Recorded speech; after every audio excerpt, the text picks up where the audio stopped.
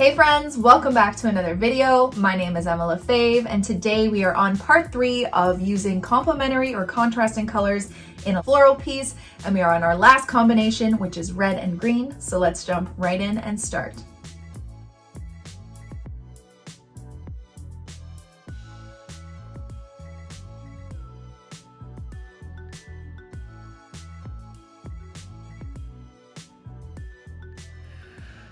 Okay, so today we're back with our complementary color floral video, and today we are working on red and green. Again, if you missed the first one or don't know what complementary or contrasting colors are, they are the colors that sit directly across from each other on the color wheel. So red and green, which is what we're working with today. Blue and orange was our last video, and purple and yellow. So today I'm a bit more prepared, which I should have done for the last time. I just didn't think of it until I already started. But we're gonna swatch all the reds and greens that we have and the mixes that we can make different shades. We're gonna swatch them on this scrap paper and then cut them up, and then we're gonna kind of develop our color palette from there. So the first thing I'm gonna do, and I'm just doing this on Canson like scrap watercolor paper. I have my I have my Princeton snap brush in a size 12 and my Winsor & Newton professional watercolors in my palette, water, paper towel, and now let's do it. So the first thing I'm gonna do is I am going to swatch all of my reds and green paint that I have, just plain without mixing them. Let me just wet these up a little bit. Prepare.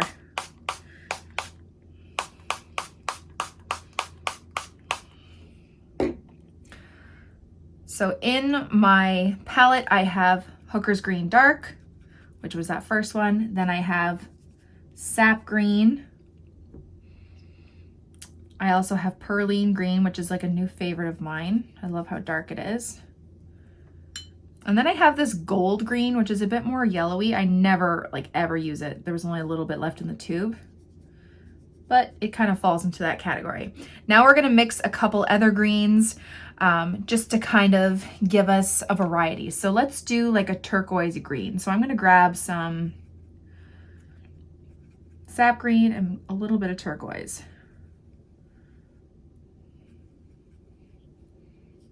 Maybe a bit more turquoise, like so. Okay, so we have that one. Let's make an olive green. And for that, I'm going to take some burnt umber. You could also take orange if you wanted to. Take some burnt umber, some sap green, and there's like an olive green. The rule for mixing, which I mentioned in the last video, to get different shades of green, start mixing it with the colors on the opposite side, or not the opposite side, the side that's next to them. So we mixed kind of like a bluish or turquoise with the blue and green together. You can mix like a yellowy green by adding a little bit of yellow, which is kind of like this color already. We could go even lighter. And then to mute a tone, you can start mixing it with the colors across. So let's mix, let's just try. There's so many mixtures we can do, which I'm not going to do them all, but I'll just show you a couple. Actually, I might have to use both of these for greens. You can make a ton of greens. Let's grab a little bit of red. And remember, if you're mixing complementary colors together, half and half, you get brown. So just to mute a color just a little bit, if I want to have like a muted green, I'm going to add a little bit of red. If I want a muted red, I'm going to add a little bit of green. So here I added a little bit of red, and you get another kind of green. Let's see, let's mix some green. One of my favorite mixtures is Hooker's Green Dark and Dioxazine Purple. And you can get a really nice, beautiful dark green, almost kind of like that Perline green without purchasing it. Let's mix green and orange. And like I said, I have a few. You know what? I haven't mixed Perline green with anything, so let's try that. I'm gonna grab a little bit of orange, see what that does to it. That's too much, so it's like more brown.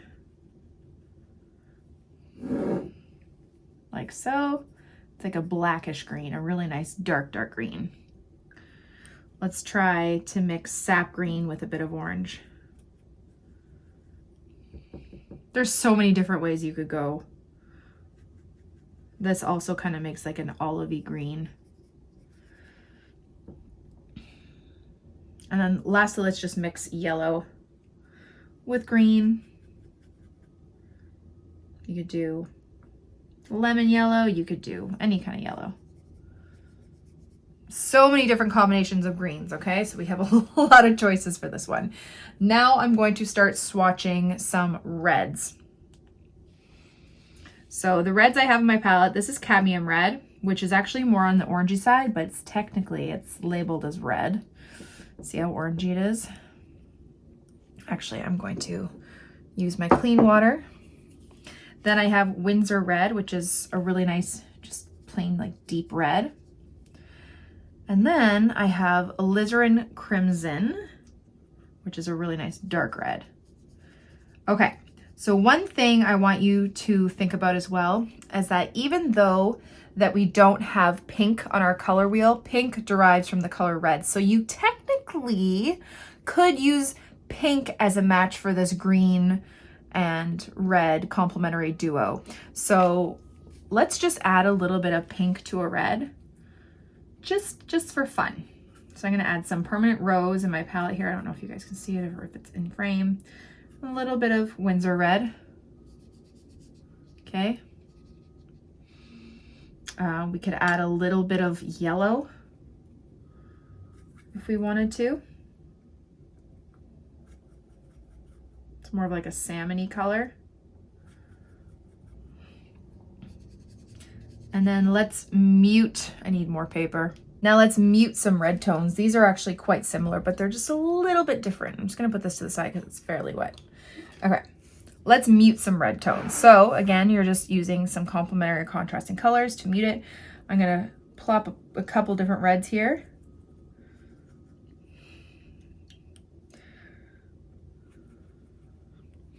And then let's mute it just by adding different shades of green. So let's add this darker green here, and you're gonna get like a darker, kind of like maroony, kind of burgundy red. Let's add sap green here and see what happens. Again, like a burnt kind of brick red.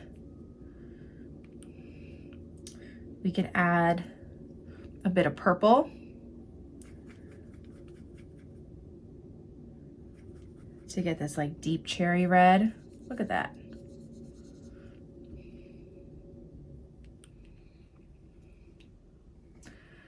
And lastly, let's add a little bit of blue to one to get a bit of a purpley red as well. Just see what combinations work. Let's do some ultramarine blue.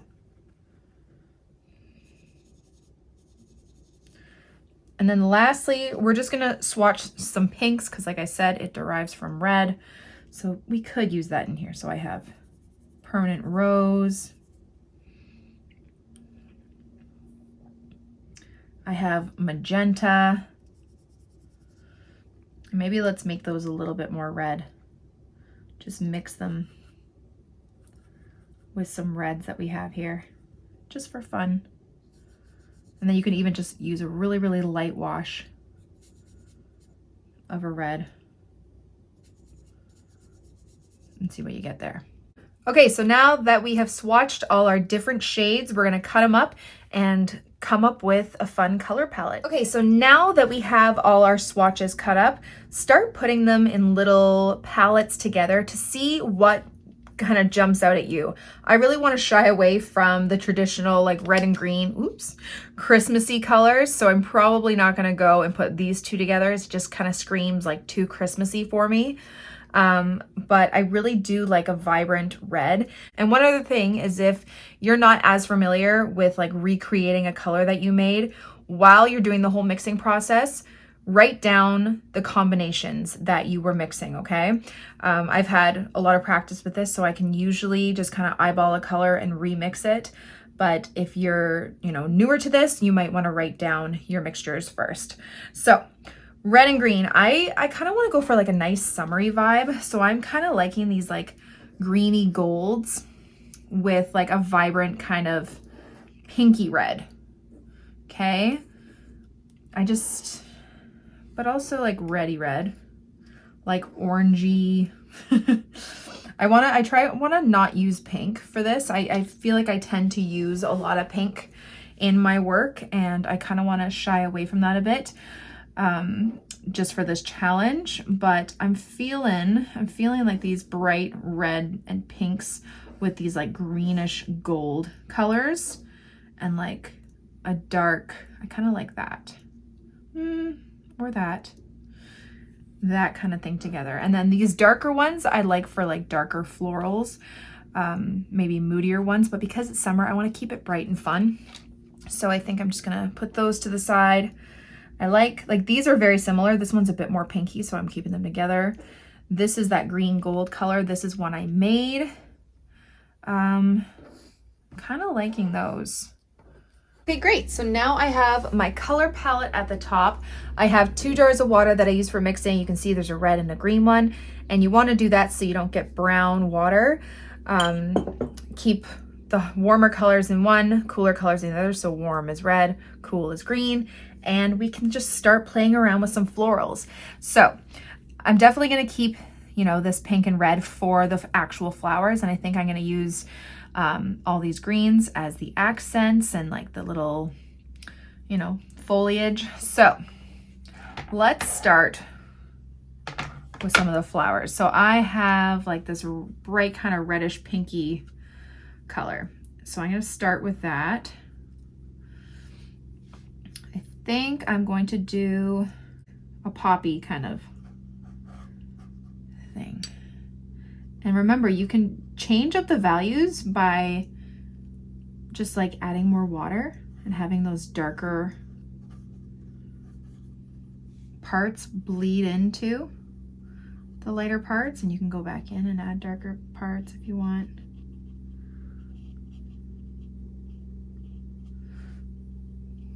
Okay, oops, wrong water. Maybe I'll start with do like a bit of a rose over here. So I'm just mixing my pink, maybe a tad bit of purple. No, that's okay. It's still pretty dark. Okay, and I'm gonna do like a rose here.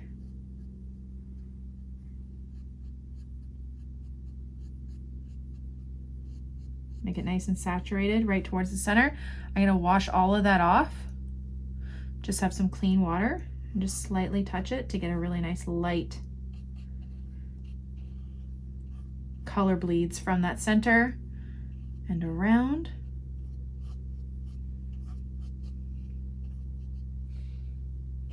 Like that. You could always add a bit more to the center if you'd like that. And then I think I'll do one more kind of like this. A bit more pink, a bit more red. Have a nice dark color here. I'm gonna change it up and do like a lighter value. Maybe like kind of like a peony shape.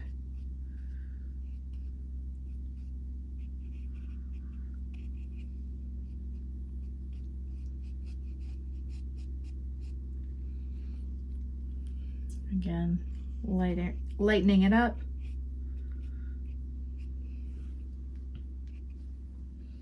I'm gonna grab a bit of Winsor red.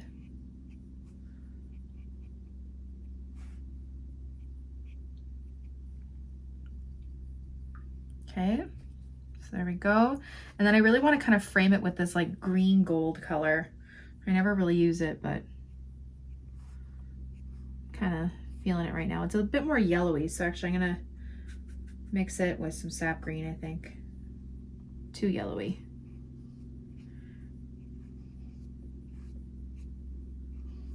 But I'm liking this really bright kind of green color. So I'm just gonna frame these flowers like that. Then you can always grab that dark color. So we have this like emerald color that we used. I think it was the turquoise and the hooker's green. And you can plop that into kind of like the bottom or the base of these.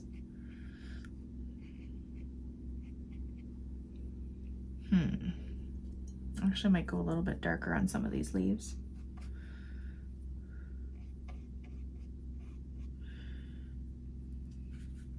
Get some of those. that sap green color.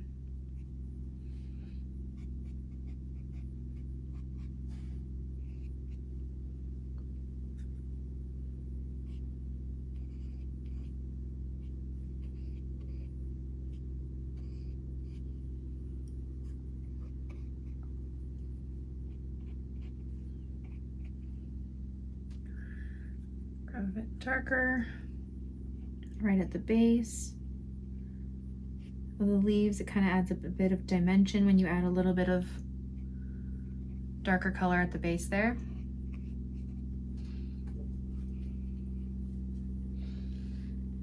I think I might add that green gold for some like smaller foliage. You could definitely use a smaller brush. Don't know why I'm not, but I'm just not.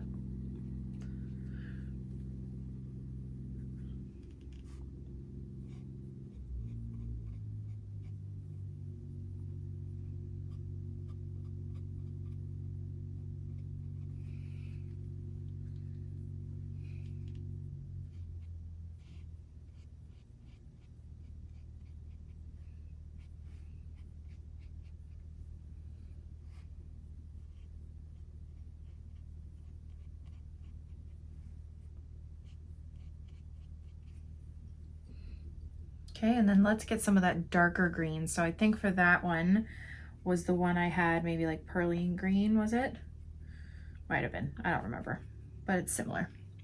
I'm just gonna water it down and just have some bigger, rounder leaves, kind of like eucalyptus. But I'm having them fairly light, even though they're a darker green, just changing up the value.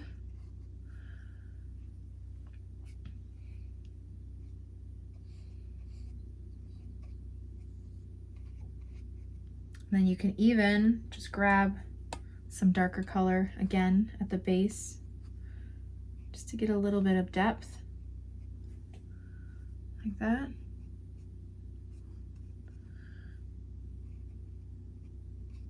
You could even use a darker value for some of the, the leaves beside it.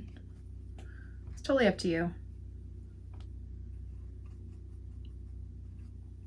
But like picking a palette is just kind of like a guideline. You don't have to stick to it.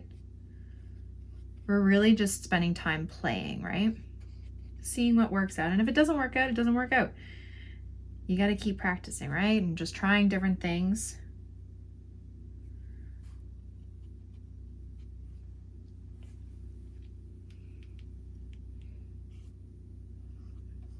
That was a bit big. That's fine.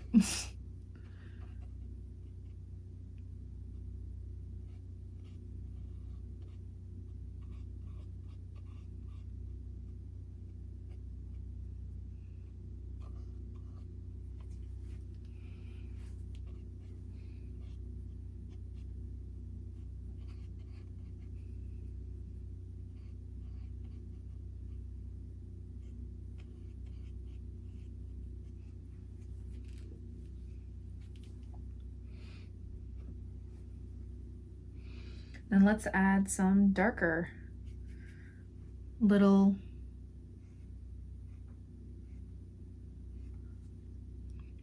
let's grab my smaller brush for this.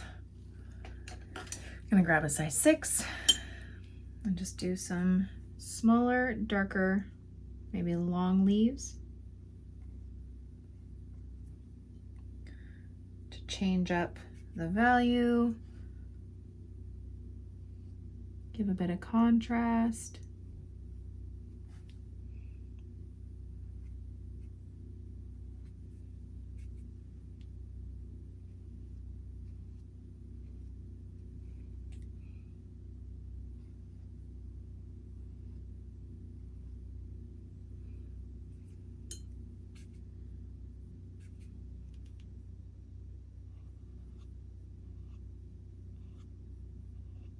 You can have it bleed into other leaves.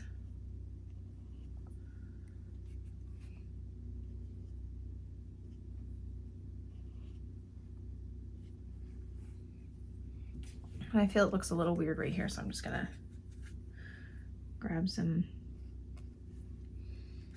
of that other green just to fill in this space.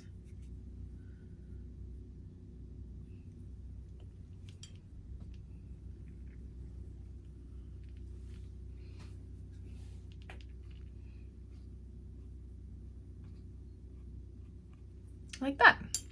And then I'm just gonna grab a little bit of yellow for the center of this flower, maybe a couple like that. You could always add a little bit more detail to some of these ones if you'd like.